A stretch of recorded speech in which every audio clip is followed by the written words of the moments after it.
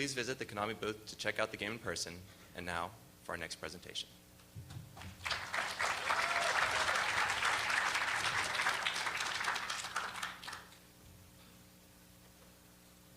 I'm glad you came. Just turning up shows your commitment to the process. Good. I've read your notes. The other therapist didn't work out for you. I want you to know this will be different. We take this at your pace. We go back to the start. Understand what happened. Let's get started then.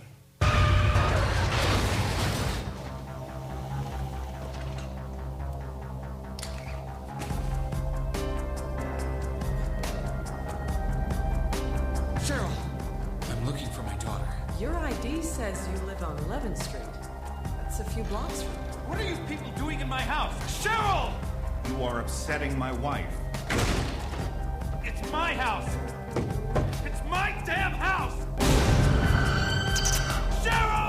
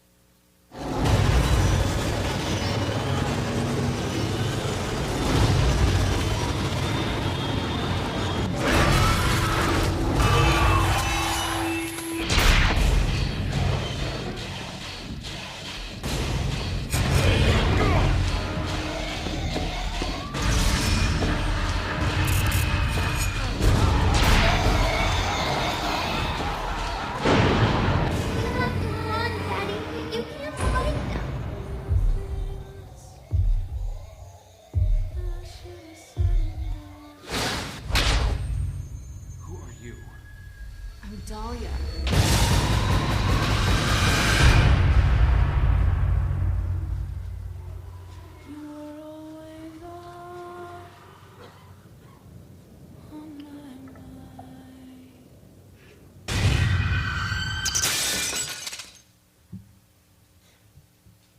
Hi.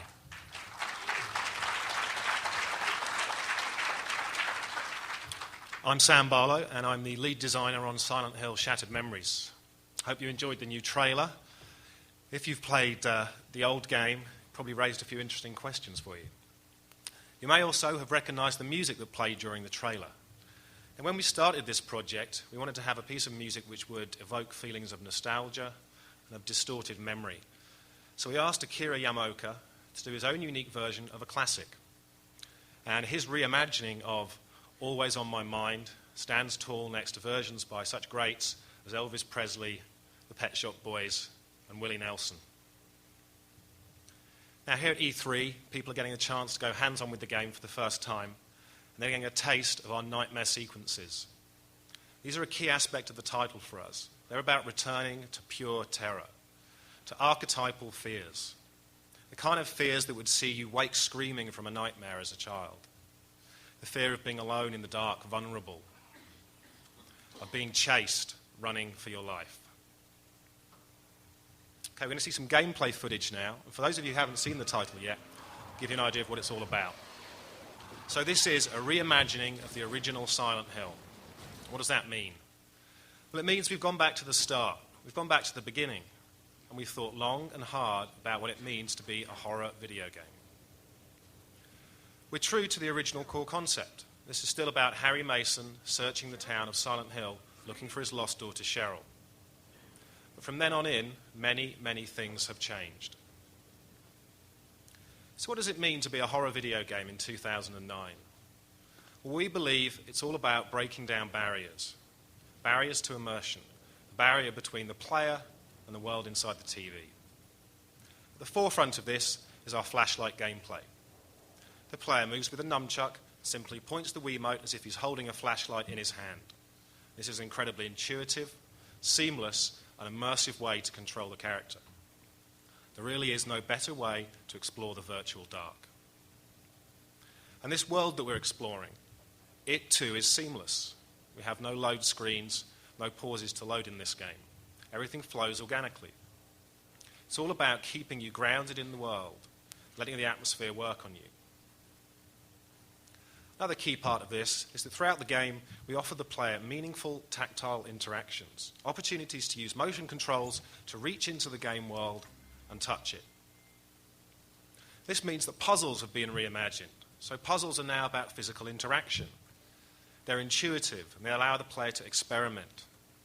It's all about letting them reach out and touch the world of Silent Hill.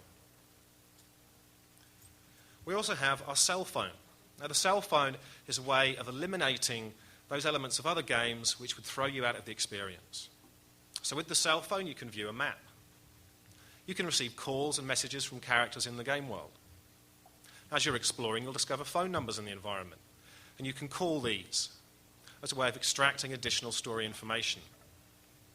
Now, when you pull this cell phone out, the Wiimote becomes the phone in your hand. The game is still running in the background. You can still walk around and explore. Again, of utmost importance to us is the idea of never throwing the player out of the shoes of their protagonist, Harry Mason. The cell phone also comes with a cool camera that allows you to uncover more clues and story content. And finally, one of the core aspects of this title is the psychological profiling.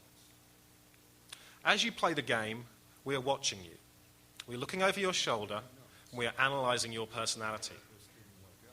We then take this information and we use it to tweak the game, to alter content and to tune it towards the individual. So that for any given player, the experience is more intense, more emotional, and more terrifying. So we're back to terror. What does terror mean in this game? In this game, terror means being thrown headfirst into our icy nightmare world.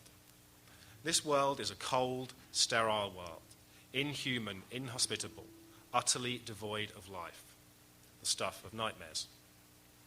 In this world, Harry must hunt for the exit. If he finds the exit, he can escape the nightmare.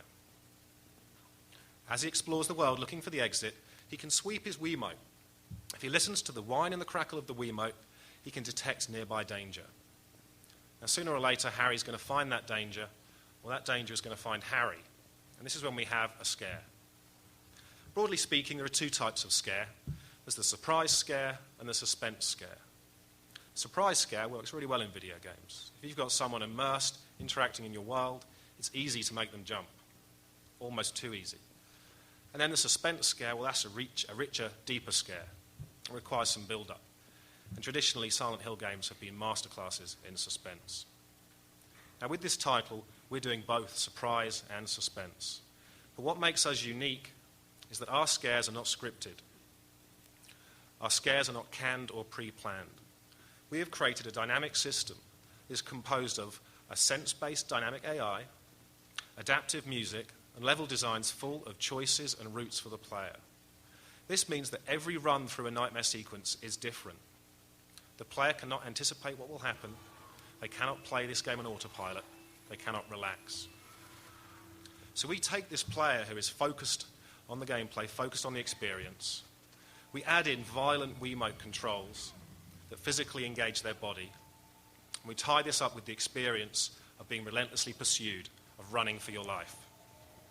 And this fires off deep, dark parts of your mammal brain.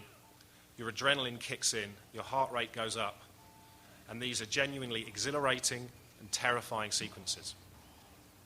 Now, these creatures that you're seeing hunt Harry. They're not zombies. They are fast and they're intelligent.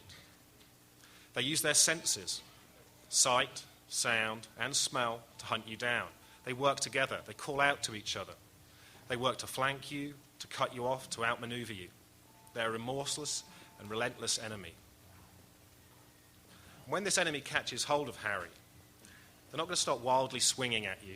They're not going to try and bludgeon you to death, because this isn't a beat-em-up. This is a horror game.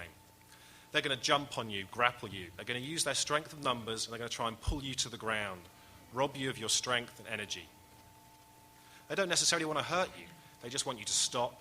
They want to put an end to your quest for your daughter. So when you die, it isn't the short, sharp shot of a decapitation. It's a horrible, icky death by smothering. Now, there are ways to avoid dying. As Harry explores, he can climb and jump, run through the environment to make good his escape. And as I said earlier, you can sweep the Wiimote and use this as a kind of motion detector to anticipate the movements of the enemies who are hunting you. When Harry is grabbed by the enemies, he can throw them off using the Wiimote. He can grab items in the world, pull them down to block the path of his pursuers. He can find hiding places and use these to outsmart his pursuers. Now, when Harry's grabbed, he can continue to move around. He can then throw enemies into walls, throw them off ledges as a way of further delaying them. And he'll find emergency flares. Light these for a momentary respite. Don't showboat like this guy's doing. Just run for your life if you find the flare. Now, if you use your wits and you use the tools we've given you, ultimately, you will escape the nightmare. When you do, catch your breath, relax, because it's over for now. Now, this being Silent Hill, often that means it's a case of jumping out of the refrigerator and ending up in the deep freeze. Now, finally, here for the first time, I'd like to see some footage of the PSP SKU of the game in action. So this game's coming out on Wii, but it's also coming out on PS2 and PSP. And we have a separate team who are working on the Sony SKUs, working to optimize the gameplay and the controls for the technology and the setup on those different SKUs. And both the PSP and PS2 versions will be as wildly inventive and original as what you've seen on the Wii SKU. When we released Silent Hill Origins, we set a pretty high bar, especially as regards visuals and atmosphere. And we're looking to beat that this time round. So, thanks for your time.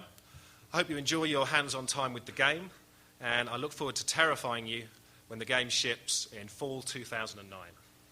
I'm now going to hand over to our next speaker, Vice President of Marketing for Konami, Anthony Kratz. Okay. Thanks, Al.